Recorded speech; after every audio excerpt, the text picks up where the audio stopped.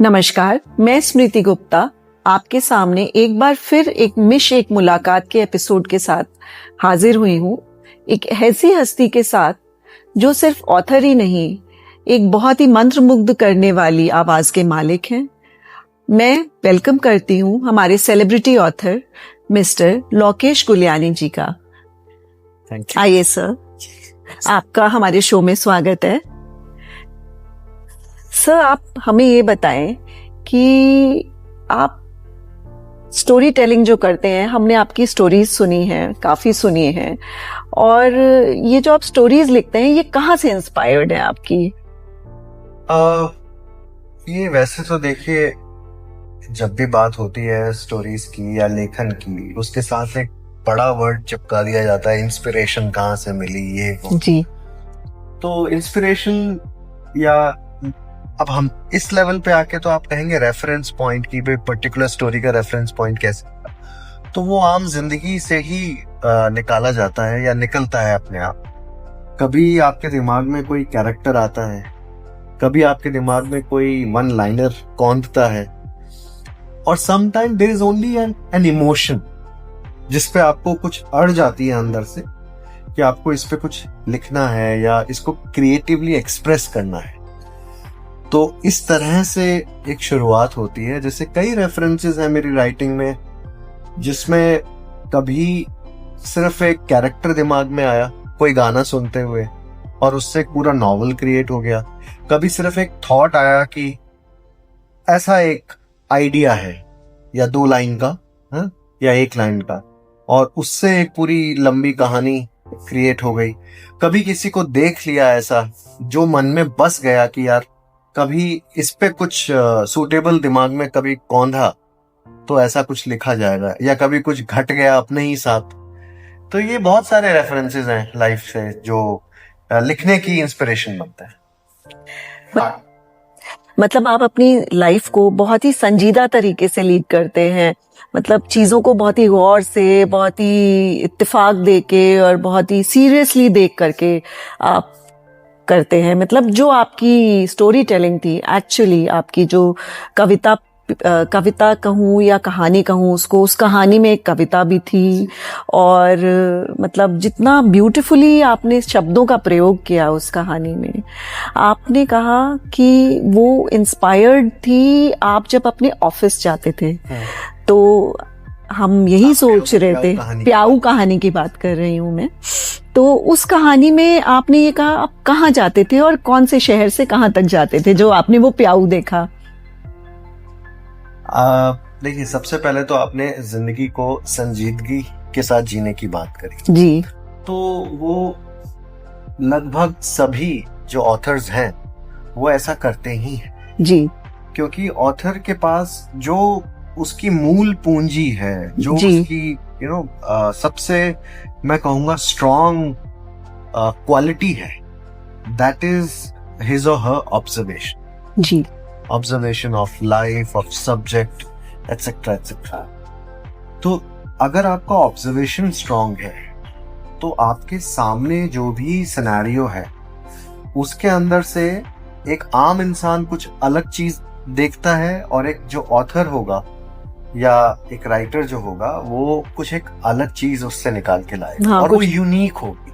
हाँ, कुछ निचोड़ उसका निकाले, निचोड़ होगा। वो सामने वाले के बोलने के अलावा उसकी बॉडी लैंग्वेज है ना, उसकी पिक्यूलियर हैबिट्स, उसका गेटअप, वो सब कुछ देख रहा हो जी, जो आप एक आम इंसान जैसे सिर्फ उसके बोलने पे फोकस कर रहा होगा, जबकि एक ऑथर के सामने पूरा फ्रेम होगा जी, क्योंकि उसको मालूम है कि यहीं से उसको अपना मटेरियल मिलना है। और जो प्याऊ की बात थी वो ऐसा था कि मैं जयपुर से हूँ जी, और एक समय ऐसा था कि मैंने घर से 25 किलोमीटर की दूरी पे नौकरी करी थी, और वो बहुत पुराना समय नहीं है, बहुत रिसेंट भी नहीं है, 2-3 साल कह लीजिए, 4-1 साल कह लीजिए। तो उसमें होता ये था कि सुबह मैं निकलता था और एक पर्टिकुलर पॉइंट पे एक प्याऊ थी जी, और उस प्याऊ को एक अपाहिज एक फीमेल वो ऑपरेट करती थी। तो बस मुझे इतना ही विजन मिलता था कभी वो दिखती थी, कभी नहीं दिखती थी, लेकिन वो प्याऊ वो मेरे है ना दिलो दिमाग पे बैठ गई थी। और मनी मन मैंने एक सोच लिया था कि कभी इस पे कुछ लिखूंगा। तो वो जिस दिन मैं बैठा प्याऊ के नाम से सोच के टाइटल लिख के, उसके बाद फिर वो स्टोरी की शक्ल अपने आप अख्तियार होती चली गई और फाइनली प्याऊ केम आउट। जी, मतलब it was a mesmerizing story, और उससे हमें एक मॉरल ये भी मिला कि हमें अपना हर जन्म में कर्मा जो है वो अपना सेट रखना चाहिए, बिल्कुल बढ़िया कर्म करना चाहिए। अनइंटेंशनली तो कुछ नहीं कहते, लेकिन इंटेंशनली कुछ गलत नहीं करना चाहिए। That story had that moral, और हमें अपने पास्ट कर्मों का फल तो भुगतना ही पड़ता है। तो आपका क्या विचार है पुनर्जन्म के, कि हमारा पुनर्जन्म होता है या नहीं होता है, उस पे आपकी क्या प्रक्रिया है?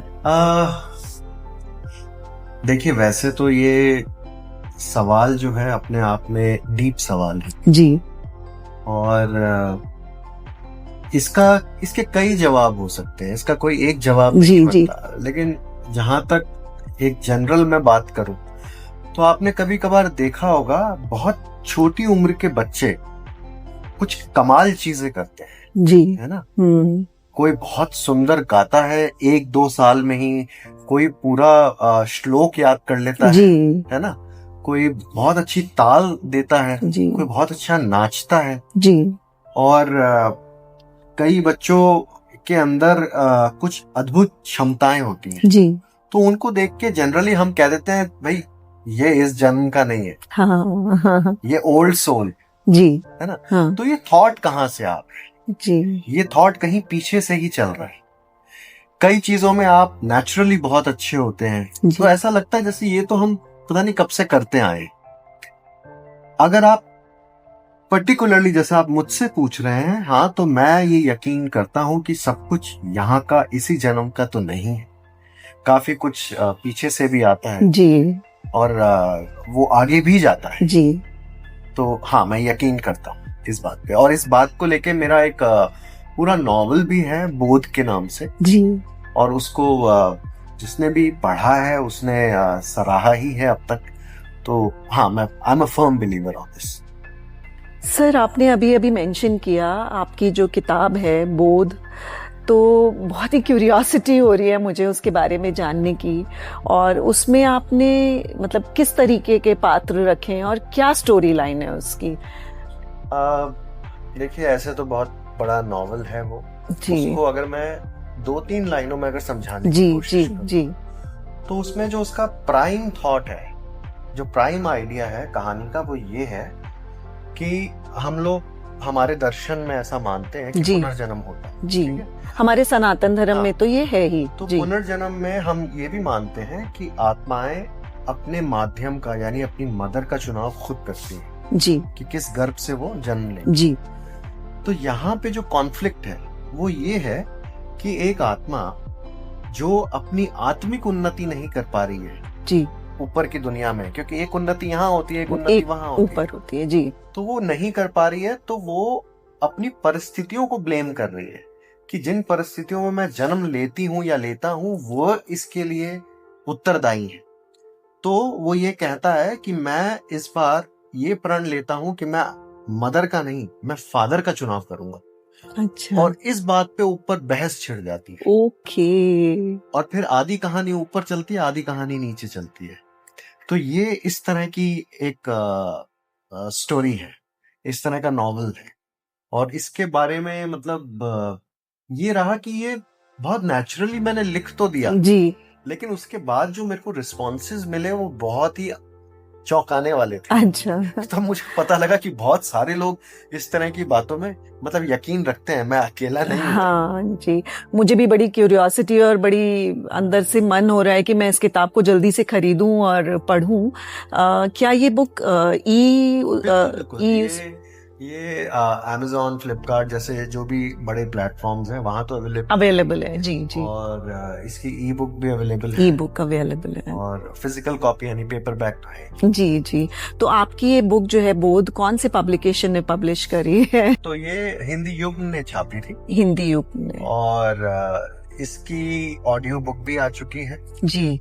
वो किंडल पे, यानी किंडल पे तो ई बुक आई है, और Amazon ऑडिबल पे ये as an audio book available है। जी, तो हमारे दर्शकों को पता चल ही गया होगा कि बोध वो कहाँ कहाँ पे अवेलेबल कर सकते हैं और पढ़ सकते हैं, उसका आनंद ले सकते हैं।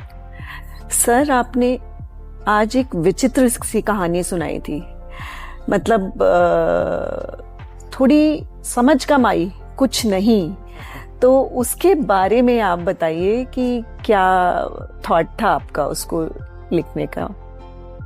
कुछ नहीं, बेसिकली एक लिव इन के ऊपर लिखी हुई कहानी है, जिसमें एक यंग जोड़ा है ना, जो एक छत के नीचे रह तो रहा है, कभी शायद एक दूसरे से प्यार भी करता रहा होगा, लेकिन फिलहाल वो एक दूसरे को पसंद नहीं कर रहे, लेकिन छत के नीचे रहने की मजबूरी थी तो वो रह रहे थे।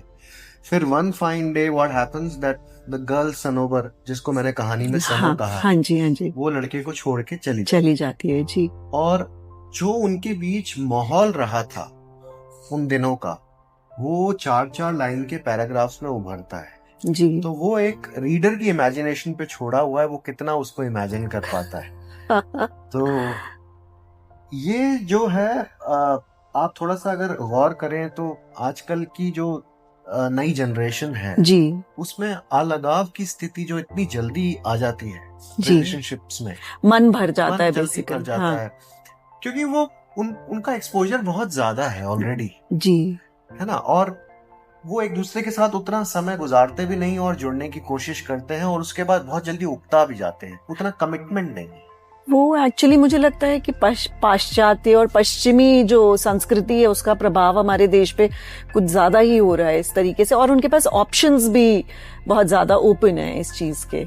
अब तो वैसे आप ये देख लीजिए कि सबको सब तरह का ही एक्सपोजर है जी, आप बच नहीं सकते। हाँ जी, आप कितने फर्म है, हाँ जी, आपकी परवरिश में आपके वैल्यू इनपुट्स क्या थे, जी, और जी, वो कितनी स्ट्रांग है, फाउंडेशन कितनी स्ट्रांग है, दैट रियली मैटर्स नाउ। ये तो है, बट आप लेकिन फिर भी एक्सटर्नल फैक्टर से कब तक बच्चों को बचाओगे, ये भी है।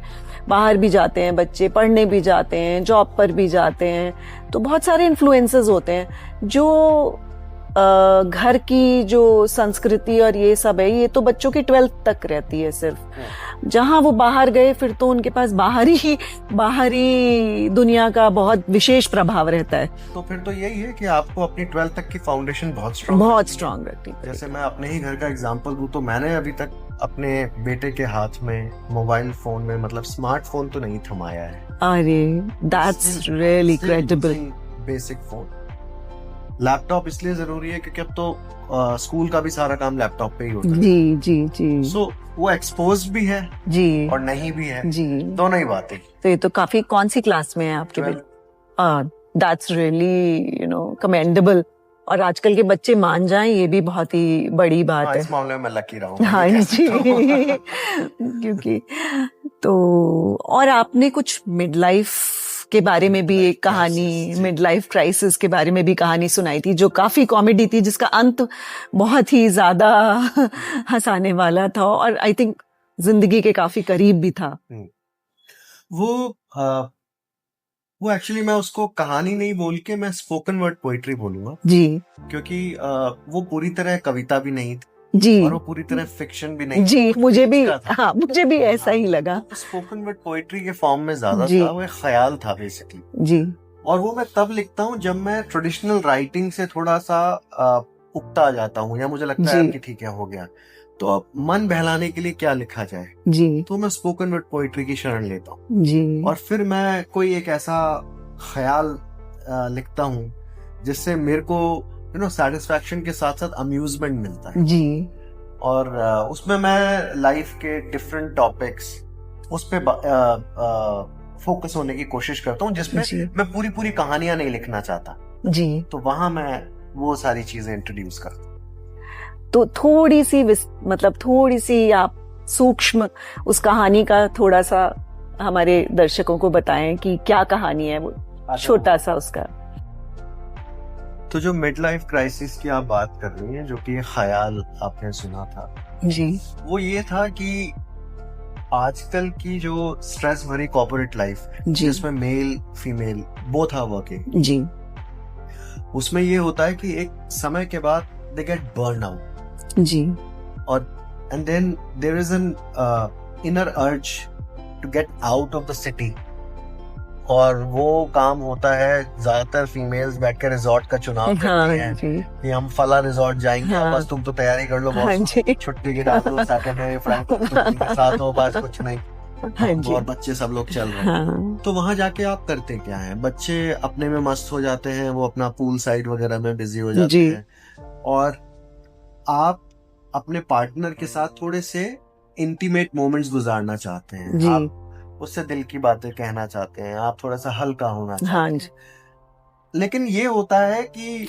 वो एक्सरसाइज तो चल रही होती है, जी, ठीक है, लेकिन जो एक मेल मेंटालिटी जी, है ना, because he is like drag basically हालांकि विमेन ने भी अब अब शुरू कर दिया। वो यही होता है कि माइंडसेट तो वही है, पहले से डिसाइडेड होता है कि जी। ये पर्टिकुलर खर्चा कौन उठा रहा है, वो जी। काफी हद तक डिसाइडेड होता है, जी, लेकिन लास्ट में जो मोटा बिल बनता है, जी, उसकी चिंता मर्द के दिमाग में हमेशा डे वन से ही रहती है कि ये चेक इन हो गया, ये इतना कट गया, ये खाना खा के ये इतना कट गया, उसके बाद हम आउटिंग पे चले गए, ये इतना कट गया, और लास्ट में एक सम, टोटल सम जी, एक मेल के दिमाग में होता है, और फिर वो उसको मैच करता है जब फाइनल बिल आता है, जी। अच्छा 2000 कम निकले, तो कुछ उस तरह से और अगर कुछ डिस्काउंट हो जाए तो आइसिंग ऑन द केक।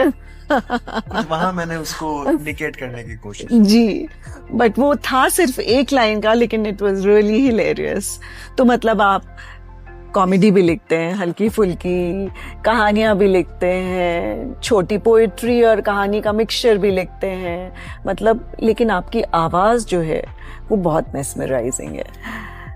मतलब क्यों? इतनी ब्यूटीफुल आवाज के मालिक हैं आप, तो हम आपसे एक गाना जरूर सुनना चाहेंगे सर।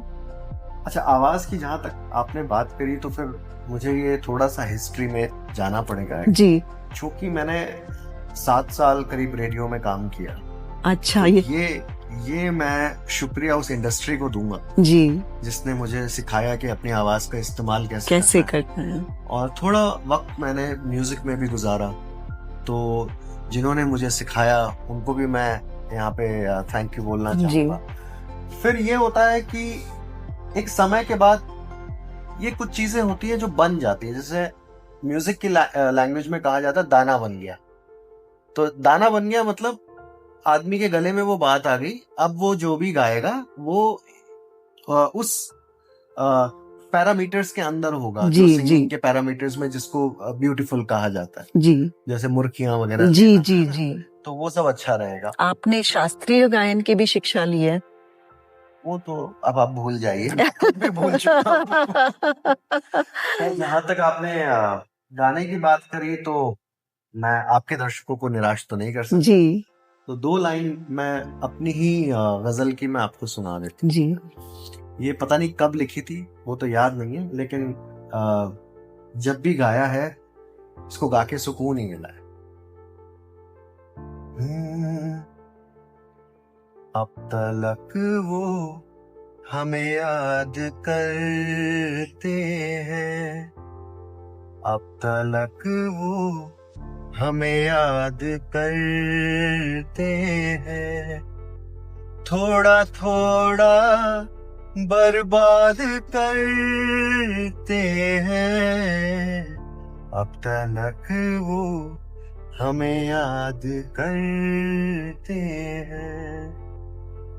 काफिला तो गुजर गया यारों, काफिला तो गुजर गया यारों, मुसाफिरों को याद करते हैं, थोड़ा थोड़ा बर्बाद करते हैं, अब तलक वो हमें याद करते हैं। शानदार, बहुत ही सुंदर।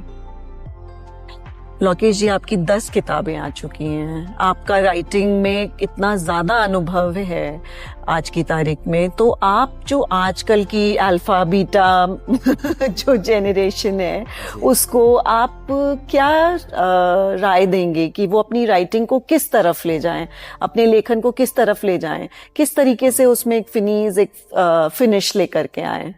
देखिए स्मृति जी, क्या है कि आजकल लोगों को इंस्टेंट चाहिए रिजल्ट्स जी और राइटिंग एक ऐसा माध्यम है, एक सब्जेक्ट ऐसा है जो कि बहुत पेशेंस मांगता है। जी अगर आप किसी हड़बड़ी में हैं तो मैं तो यही रिक्वेस्ट करूंगा, फिर आप राइटिंग में नहीं, आप परफॉर्मेंस में आ जाइए, वो आपको इंस्टेंट रिजल्ट दे देगा। जी राइटिंग जो है वो तो वैसे भी स्वांत सुखाए है, हम अपने लिए कर रहे हैं। जी उसमें आप चाहें कि आपकी एक छोटी सी राइटिंग की रील देखकर लोग बहुत जल्दी तालियां बजा दें या इमोशनल हो जाएं, तो जी। That's not gonna happen so soon. जी राइटिंग आपके अंदर का, मतलब कहते हैं ना, लहू का जिगर, जी जिगर का लहू, सॉरी, जी वो मांगती है। जी जब तक आप वो नहीं दे सकते उसको, जी, क्योंकि एक एक शब्द आपको सिद्ध करना पड़ता हाँ जी, है। शब्द सिद्ध करने से यहाँ मतलब तंत्र मंत्र से नहीं, हाँ वो ये है कि आपने इतना डूब कर लिखा जी कि पढ़ने वाले को वही भाव फील हुआ जी, जो भाव आपने लिखते समय महसूस किया था। अगर लिखते हुए मेरे रोंगटे नहीं खड़े हो रहे तो पढ़ते हुए उसके रोंगटे भी नहीं खड़े हो, बिल्कुल सही है बात है। जी जी, वो फिर खोखले शब्द जान पड़े। जी, फिर आपने दिमाग से लिखा है, दिल से नहीं लिखे। एक ये जी, बात। फिर अब ये भी कहते हैं लोग कि सर राइटिंग सिखाई जा सकती है क्या? जी, ये एक ट्रिक क्वेश्चन है, ये सीधा क्वेश्चन नहीं है, क्योंकि ये एक मुश्किल क्वेश्चन इस तरह से है कि कुछ चीजें जन्मजात होती है, आपको पपौती में मिली है जैसे प्रॉपर्टी मिलती है, जी जी जी, उसी तरह से आपके डीएनए में आपकी कुछ क्वालिटीज आपको मिलती हैं। आपकी ऑब्जर्वेशन स्किल इतनी स्ट्रांग है जी, आपकी संवेदनशीलता जो लेखन के लिए सबसे जरूरी चीज है, वो सेंसिटिविटी जी, आप कितने सेंसिटिव हैं टुवर्ड्स थिंग्स, पीपल। अब अगर आप नहीं हैं तो मैं आपको शायद एक हद तक भाषा तो मैं सिखा सकता हूँ जी, लेकिन लेखन कैसे सिखा दूं? वो सेंसिटिविटी में कैसे सिखा दूं आपको लाना? तो आपने कोई साहित्य में या कोई फॉर्मल एजुकेशन या कुछ करा है लेखन में? जरूरत नहीं है। अगर आपको भाषा सीखनी है तो आप जरूर करिए जी, है ना। आपको अपने लेखन में अच्छे शब्दों का चुनाव करना है जी, वो तो आप जरूर पढ़िए उसको, मतलब आप उसकी डिग्री लीजिए, वो आपके ऊपर है जी। लेकिन अगर आपको अच्छा लिखना है उसके लिए ये कोई कंपल्शन नहीं कि आपको कोई प्रोफेशनल डिग्री या किसी चीज की जरूरत, क्योंकि जब हम बात करते हैं कलाकार या ऑथर की, अभी हम जैसे राइटिंग की बात करें तो हम ऑथर तक स्टिक करते जी। ऑथर क्या है? अगर मैं अपने आप को, जैसे अगर मैं ऑथर मानूं या मैं किसी और को अपनी नजर में ऑथर मानता हूं, तो वो ऑथर क्या है जी? 50% ऑथर इज ऑल अबाउट फितरत। अगर मेरी फितरत ऑथर वाली है तो मैं ऑथर हूं, तो मैं कलाकार हूं। बाकी 50% मेरी रीडिंग है, बाकी 50% के अंदर मेरा अपना ऑब्जर्वेशन है, मेरी सेंसिटिविटी है, वो सब है। लेकिन 50% एब्सोल्यूट मेरी फितरत होनी चाहिए कलाकारों वाली जी, तब मैं कलाकार कहलाने लायक जी।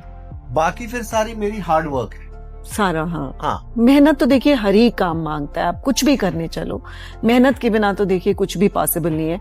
मैंने एक चीज और आपके वक्तव्य में जो नोटिस करी है वो ये है कि आप उर्दू शब्दों का खासा इस्तेमाल करते हैं, और उर्दू का जो आपका बोलने का जो लहजा है वो बड़ा सटीक है। आपने क्या उर्दू में कुछ नहीं? उसके लिए फिर मुझे वापस अपने रेडियो को थैंक यू बोलना पड़ता है। मैं रात का शो करता था, ऑल शेर व शायरी, लव प्रॉब्लम्स जी, तो वो अपने आप को एजुकेट करने वाली बात है, वहाँ लर्निंग आती है जी। वहाँ जो आप कह रहे हैं ना सीखने वाली बात जी, वो सीखने वाली बात है जी। लेकिन आपके अंदर वो कच्चा मसाला है कि नहीं, वो तो आपको पता होना चाहिए। हाँ, राइट। और अभी जैसे हम राइटिंग की ही बात कर रहे थे, तो कभी कभार ये होता है कि जैसे एक फॉर्मूला ऐसे ही एक बार कभी कभार बैठे बैठे दिमाग में जी। आया था, lie is equal to E, what does that mean? LIE, है ना?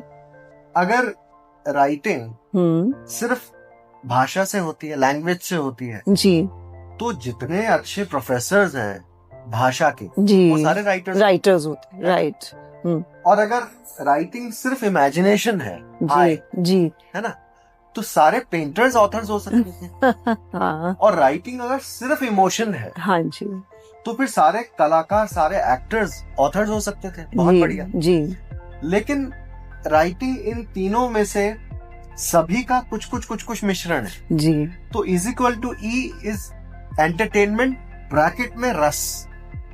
लिखने से या उसको पढ़ने से आपको रस की प्राप्ति, रस की प्राप्ति। है ना? तो लाई इज इक्वल टू ई, ये एक टेम्पररी फॉर्मूला आप इसको दिमाग में रख सकते हैं। कभी राइटिंग के बारे में बात कर रहे हो तो राइटिंग इन सारी चीजों का सम्मिश्रण। जी, तो यंगस्टर्स के लिए हमारी यही राय है कि यही वाला फॉर्मूला अपनाएं, लाई इज इक्वल टू ई, जैसा कि हमारे सेलिब्रिटी ऑथर लोकेश जी का व्यू पॉइंट है।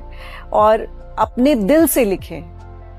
दिमाग तो ऑब्वियसली चाहिए ही चाहिए, लेकिन जो आपके दिल में आए, अपनी चीजों को ऑब्जर्व करें, अपनी सराउंडिंग्स को ऑब्जर्व करें और चीजों को संजीदा तरीके से देखें, जिससे कि आपको ऑथर बनने में, लिखने में, अपने भाव को पेपर पे लाने में, पेपर पे तो नहीं कहूंगी आजकल, लैपटॉप पे लाने में, टाइप करने में आसानी हो। और यहाँ पर मैं एक चीज और जोड़ना चाहूंगा कि अगर बडिंग ऑथर्स की बात जी, तो 2-3 बहुत मोटी मोटी बातें हैं कि लोगों को लगता है कि उन्होंने एक किताब पढ़ ली, 2 किताब पढ़ ली और उनका हो गया। जी, ऐसा नहीं होता, बहुत सारा पढ़ना पड़ता है और बहुत वैरायटी में पढ़ना पड़ता जी, है ना। और मैं अक्सर एक चीज बोलता हूँ और उस चीज को मैं बहुत फर्मली बिलीव करता हूँ कि आप एक ही पब्लिकेशन हाउस की किताबों के साथ मत जुड़े रहिए। आजकल एक हैबिट बन गया है लोगों में कि एक ही पब्लिकेशन हाउस की किताबें छांटते जाएंगे और कलेक्शन दिखा देंगे 100 किताबों का और मालूम पड़ेगा वो बैनर एक ही है। इससे आप लिमिटेड थॉट्स तक सीमित रह जाते हैं।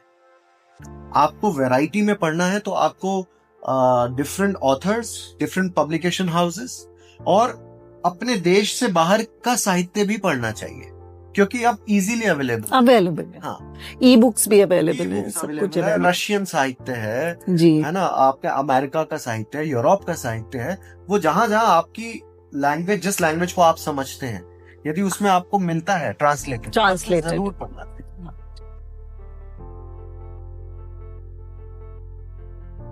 सर धन्यवाद हमारे शो में आने के लिए और इतना कुछ अपने बारे में बताने के लिए। एंड आई एम श्योर कि मेरे जो व्यूअर्स हैं उनको काफी कुछ सीखने को मिलेगा आपके जो आपने बताया उससे, कि रीडिंग करें और चीज़ों को ऑब्जर्व करें, सब करें। और एक गुजारिश आपसे है कि आप एक गाना हमें जरूर सुनाएं बाय बाय के पहले।